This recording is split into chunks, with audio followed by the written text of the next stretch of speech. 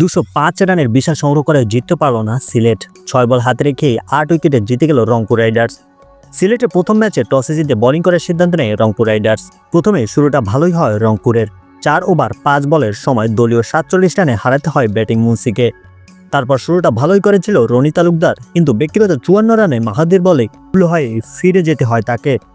124 রানে চলে যেতে হয় স্টার্লিংকেও। স্টার্লিং 16 বলে মাত্র 16 রান করে ফিরে যায় প্যাভিলিয়নে। তারপর জোন্স জাকির হাসানের ব্যাটিংয়ে 18 ওভার 2 বলে 171 রান করে, কিন্তু তার পরের বলেই 50 রান করে আউট হয়ে ফিরে যায় জাকির হাসান। তারপর ক্রিজে নামে জাকির আলী অনিক। 20 রানের ঝড়ো ইনিংস খেলে তিনি। আর সুবাদে রান দাঁড়ায় 205 রান। 206 রান তাড়া করতে নেমে প্রথম ওভারে তানজিম সাকিবের বলে ক্যাচ তুলে দিয়ে প্যাভিলিয়নে ফিরে যায় আজিজুল হাকিম তামিম। তারপর আর পিছনে ফিরে তাকাতে হয়নি রংপুরকে। একের পর এক 4-6 অ্যালেক্সেলস এবং সাইফ হাসানের 186 রানের পার্টনারশিপ করে। দলীয় 188 রানে তানজিম সাকিবের বলে ব্যক্তিগত 80 রান করে আউট হয় সাইফ হাসান।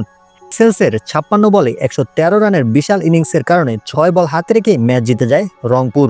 ভিডিওটি ভালো লাগলে লাইক করবেন এবং বিপিএল সম্পর্কিত আরও ভিডিও পেতে চ্যানেলটি সাবস্ক্রাইব করুন।